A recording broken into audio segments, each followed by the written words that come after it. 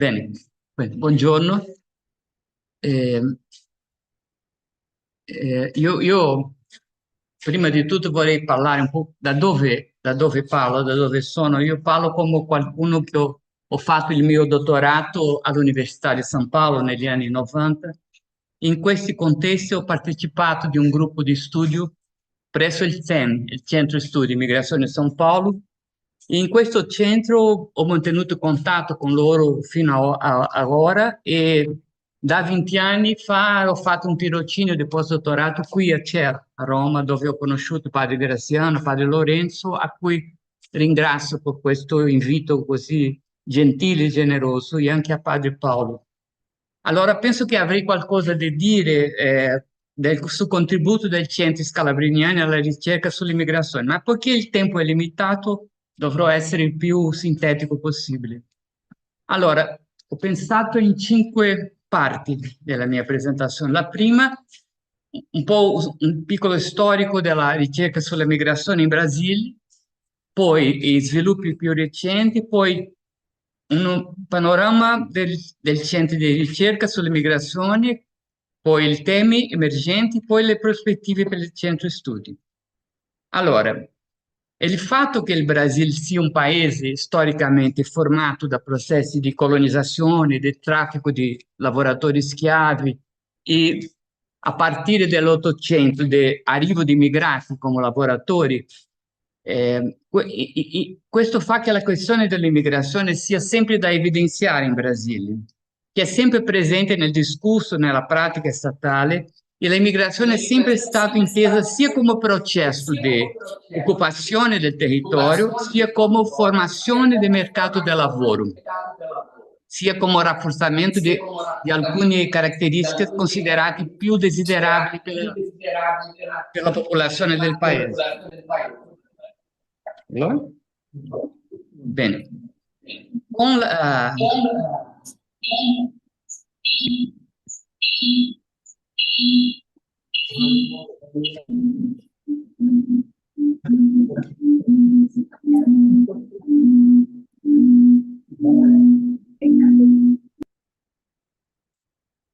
sì? Allora, devo cominciare un'altra volta? No, non c'è bisogno.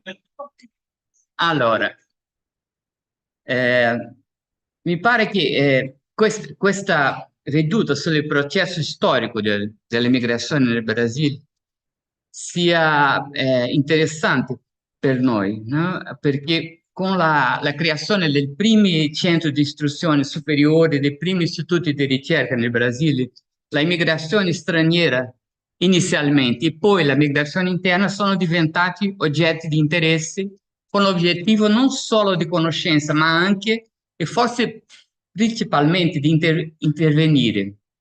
Mi pare che questo sia un approccio utile per aiutarci a valutare centri che sono di ricerca, ma sono anche di studi e di pratiche verso gli immigrati, ossia centri di produzione della conoscenza allo stesso tempo che di formazione di professionisti umani, rivolta alla intervenzione sui processi di migrazione e mobilità umana in generale. Poiché l'ingresso dei stranieri avveniva prevalentemente attraverso i porti, i primi città e regioni di insediamento sono le stesse luoghi dove sono sviluppati i primi centri di ricerca e dove sono stati pubblicati i primi lavori di ricerca sulle migrazioni. Non è mai troppo ricordare che questo arrivo di immigrati in Brasile non ebbe luogo in alcun vuoto territoriale demografico. Secondo le stime, che sono molto imprecise, la popolazione originaria indigena del paese potrebbe essere fino a 2-3 milioni prima dell'arrivo del portoghese, mentre che le stime relative al traffico degli schiavi africani vanno fino a 5 milioni, forse ancora un po' di più delle immigrati venute dall'Ottocento. Allora, pur considerando che a seconda della regione considerata, la popolazione di origine africana ha rappresentato un dato demografico quantitativamente superiore, la prospettiva eurocentrica della comunità di ricerca ha teso a concentrarsi prevalentemente sull'studio degli immigrati, soprattutto europei. La demografia della popolazione indigena e delle schiave è stata nella maggior parte del caso oggetto di studi da storici e antropologi. Ciò fu particolarmente evidente nel periodo che va dall'Ottocento fino alla Seconda Guerra Mondiale, quando i governi e i ricercatori considerarono la possibilità di uno, tra virgolette, sbiancamento della popolazione brasiliana attraverso il mestiaggio selettivo e l'immigrazione europea. Si può dire quindi che la ricerca sull'immigrazione nel Brasile, fino a un passato relativamente recente, ha considerato i processi di europeizzazione della popolazione come inevitabili, ma anche desiderabili, secondo obiettivi politici, economici, culturali e di civiltà. E questo ha fatto con che questi gruppi di immigrati, prevalentemente europei, ma anche giapponesi, medio orientali, fossero i gruppi più studiati. È stato evidenziato il suo carattere pionieristico nello stesso momento in cui le iniziative erano viste come modelli per la successiva immigrazione e per il sviluppo delle altre regioni del paese. Pertanto l'immigrazione portoghese, che è iniziata durante il periodo coloniale, continuò a essere dominante durante l'Ottocento, seguita da quella italiana, spagnola, giapponese, tedesca, medio orientale. Sì, furono questi gruppi etnici e nazionali che maggiormente meritarono fino all'ultimo decennio del Novecento l'attenzione dei ricercatori brasiliani. Se storici e antropologi dedicarono la loro attenzione principalmente allo studio dell'immigrazione straniera e suoi discendenti, anche altre discipline cominciarono a studiare il fenomeno della migrazione interna che ha cominciato a essere prevalente dagli anni 20-30 del Novecento. Allora, altre discipline, come la sociologia, la geografia, la demografia, l'economia, cominciarono a sviluppare questi studi su questo processo migratorio fatto principalmente di brasiliani. Gli arrivi di stranieri sono interrotti durante la seconda guerra, si sono ripresi un po' dopo della seconda guerra, ma era chiaro che i lavoratori stranieri non ricoprivano più lo stesso ruolo storico che hanno ricoperto fino alla seconda guerra. Il Brasile si stava urbanizzando rapidamente con il contributo principalmente degli migranti interni. Si può dire che nei 3 decenni successivi alla seconda guerra la ricerca sull'emigrazione nel Brasile si è divisa su 2 grandi ambiti. Il primo, gli studi storici sulla grande immigrazione, principalmente europea, ma anche giapponese, ebraica, soprattutto nelle regioni sud e sud-est del paese, riguardanti i processi passati, i termini discendenti principalmente. Il secondo campo sono gli studi sulle migrazioni interne, inizialmente quello diretti verso le metropoli del sud-est, soprattutto São Paulo e Rio, e progressivamente anche verso la frontiera interna dell'Amazzonia e del centro-ovest. Queste 2 regioni, il centro-ovest e l'Amazzonia, così come il nord-est, sono state relativamente poco toccate dall'immigrazione internazionale, ma hanno meritato crescentemente l'attenzione del ricercatore perché erano regioni sia in processo di svuotamento demografico come il nord-est, sia in processo di insediamento con conflitti con gli indiani, i quilombola, che sono i neri discendenti di schiavi, e in contesto politico della dittatura militare negli anni 60, il tema migratorio si è rivolto progressivamente fino alla questione della terra, alla questione della migrazione interna dell'Amazzonia, eccetera.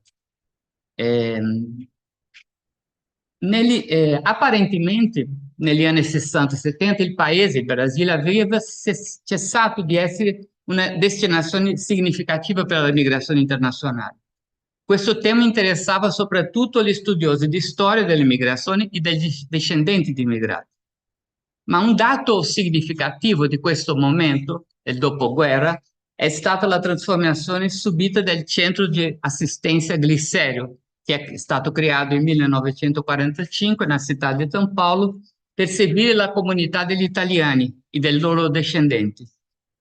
È vicino, molto vicinissimo al centro Gliferi, dove è oggi la missione Paz, c'era un terminale degli autobus dove i migranti interni del nord-est arrivavano in condizioni precarie, senza alloggio, senza cibo, senza orientamento. Questo ha motivato i religiosi scalabriniani ad organizzare una struttura di accoglienza di questi migranti, sia nazionali che stranieri, però crescentemente nazionali. E il processo di trasformazione migratoria che hanno attraversato la città di San Paolo e altre capitali del sud-est ha finito per portare la Opera Scalabriniana a diventare un centro di accoglienza al servizio di migranti brasiliani e un'istituzione che è diventata un punto di riferimento nella storia della politica migratoria a São Paulo e nel resto del paese. Mi pare abbastanza significativo che in questa località, São Paulo, a partire dagli anni 60, sia sorto il primo centro studi sull'immigrazione del Brasile, dotato di archivi, di biblioteche e dove dal 1988 in poi è nata la Travessia, la rivista do Migrante, che per molti decenni è stata l'unica pubblicazione seriale sull'immigrazione del Brasile. Oggi ci sono altre due. I primi numeri di Travessia, che oggi si possono consultare, scaricare, lasciano intravedere le preoccupazioni che attiravano l'attenzione della congregazione scalabriniana, ma anche della comunità accademica negli anni 80 e 90. I primi numeri tematici sono dedicati alla questione abitativa, alla violenza urbana, alla religiosità, al lavoro agricolo, l'Amazzonia, la questione indigena, eccetera. Si può dire che nel campo dei studi di migrazione nel Brasile, gli studiosi, coloro che lavoravano sul tema della migrazione, sentivano il bisogno del dialogo tra l'esperienza di chi studia la migrazione, di chi si occupa dei migrati e ovviamente degli stessi migranti. Allora, questo sarebbe un po' un storico. Quali sono gli sviluppi più recenti? Le ultime 2 decenni del Novecento furono segnati a livello internazionale diversi cambiamenti, ma in Brasile noi possiamo dire che ci sono 3 movimenti che sono stati più importanti, no? Le nuove tendenze delle migrazioni interne, la trasformazione del Brasile in un paese di origine delle migrazioni e l'arrivo di nuovi immigrati. Sulle migrazioni interne non abbiamo molto tempo, ma vale a dire che negli anni 80 ha cominciato a essere rivertito un po' il processo di crescimento delle grandi metropoli e São Paulo e Rio de Janeiro hanno cominciato a perdere popolazione proporzionalmente. Mi devo dedicare mai ai 2 altri processi, che sono le brasiliane nell'estero e i nuovi immigrati. La prima cosa quanto alle brasiliane all'estero, sebbene alcune città nel sud-est e nel sud avessero già sperimentato negli anni 60 movimenti che si può essere descritti come immigrazione all'estero, è solo negli anni 80 che si è potuto percepire un flusso più regolare con formazione di reti migratorie. E di questo decennio in poi si nota un'estensione del fenomeno ristretto ad altre regioni del paese. La crisi economica degli anni 90 è stata spesso indicata come la spiegazione più rilevante per le immigrazioni brasiliane all'estero, ma mi pare che si può arricchire un po' questa analisi con alcuni punti. Primo, negli anni 90, dopo gli anni 90, la maggiore disponibilità di informazioni sulle opportunità di lavoro all'estero come risultato della modernizzazione della tecnologia di informazione e di comunicazione.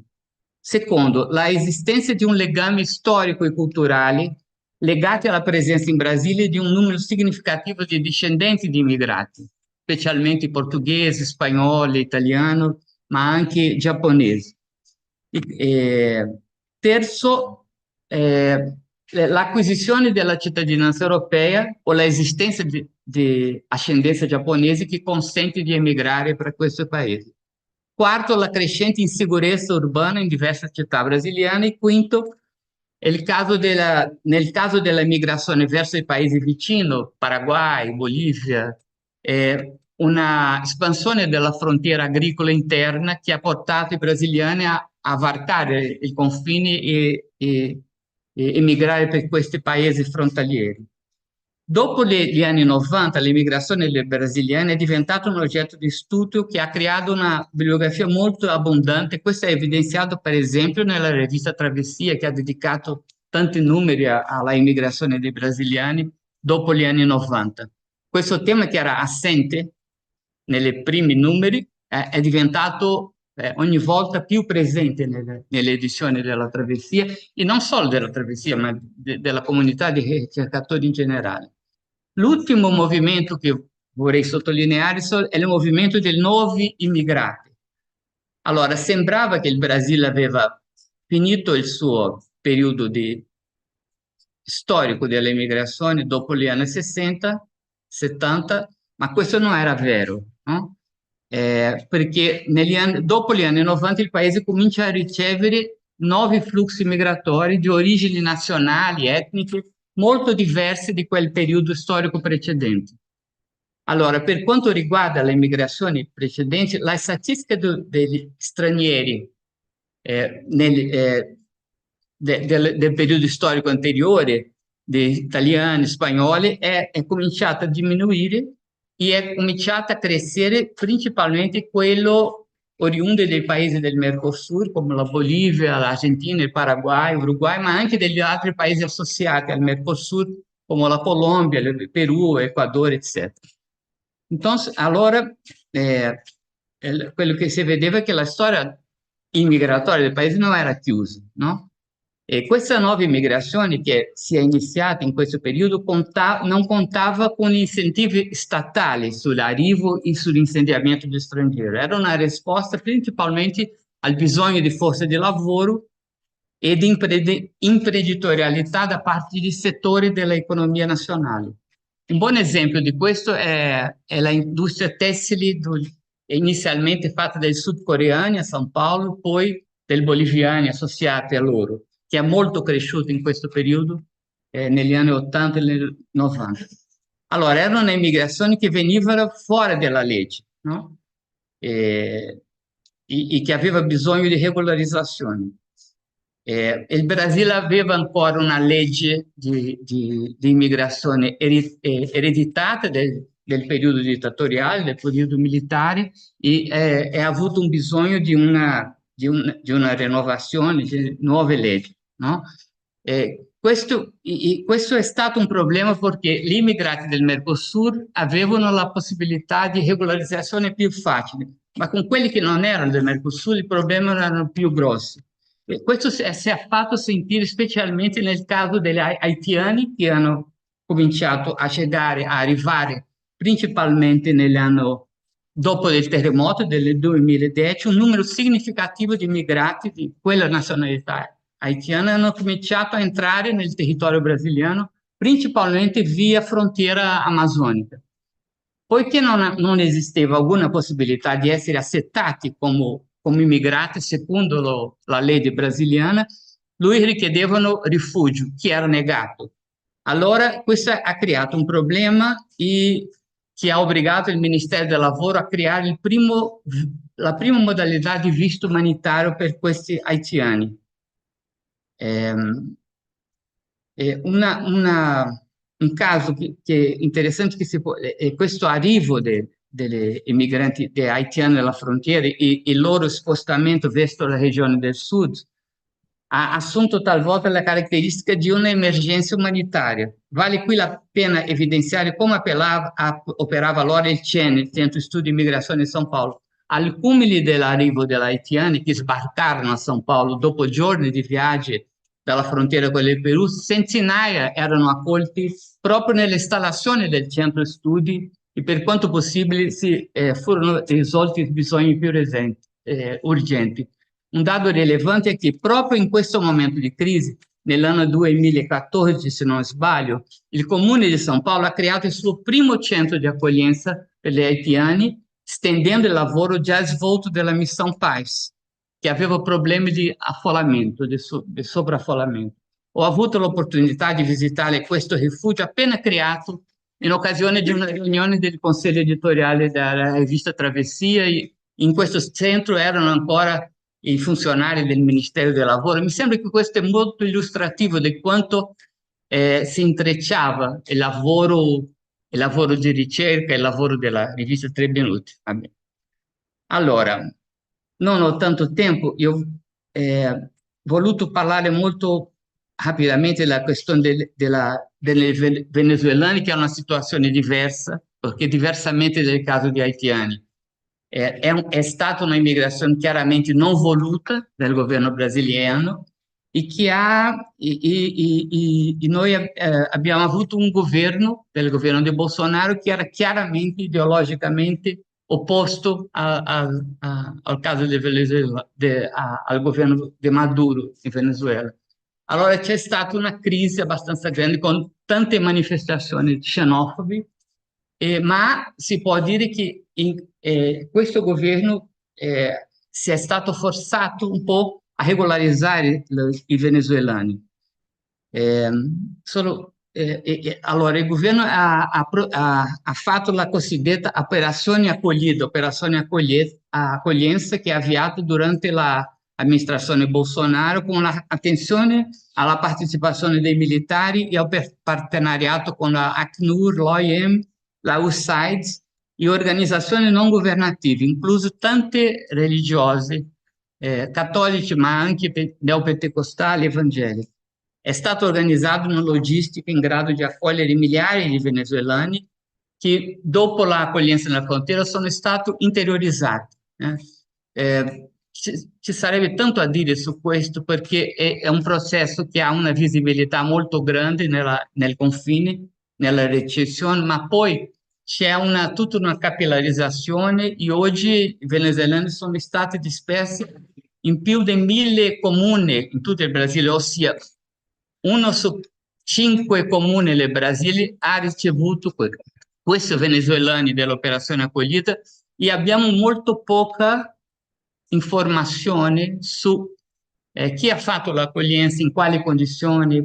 Sia chiaro che, come non c'era collegamento rodoviario tra la frontiera con la Venezuela e il resto del paese, questo è sempre fatto via aerea, con la partecipazione dei militari e di queste organizzazioni non governative. C'è incluso una partecipazione di missionari, imprenditori mormoni che controllano i voli aerei e hanno un rapporto molto prossimo con i militari nel Brasile. Questo meriterebbe parlare di più. Allora, per finire, sul centro di ricerca sull'immigrazione, in Brasile si può dire più o meno tre grandi gruppi e centri che sono legati a istituzioni religiose di attivismo a favore degli immigrati, a centri di ricerca e pianificazione dello Stato e a centri universitari. Non c'è tempo di parlare di questo. Io vorrei parlare soltanto, per finire, sui temi emergenti. I temi emergenti si può dire che riguardano sia la vecchia immigrazione, ma con approccio rinnovato in termini di genere, di razza, etnia, sessualità, eccetera, sia i nuovi immigranti e immigrati. In altre parole, immigranti brasiliani all'estero, compresi quelli residenti in paesi ancora non sufficientemente ricercati, perché i più ricercati sono il Giappone, i paesi frontalieri, l'Europa e gli Stati Uniti, ma ci sono altre comunità brasiliane in Cina, in Nuova Zelândia, Irlanda, eccetera. E anche gli stranieri arrivati, gruppi che non sono abbastanza studiati fino ad ora, come gli siriani, senegalesi, ucraini, afghani, eccetera. I venezuelani sono un tema realmente da affrontare. Il Brasile è diventato il terzo paese che ha più ricevuto i venezuelani nell'America del Sud. Sono già 500.000 ricevuti, una grande parte di questi dispersi nel vasto territorio senza molta visibilità.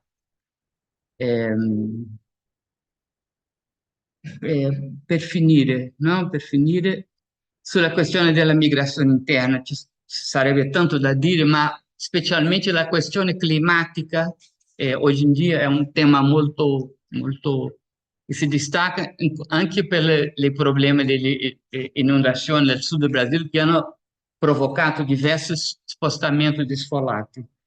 E ci sarebbe ancora qualcosa da dire, mi dispiace, ma ringrazio la vostra attenzione. Grazie.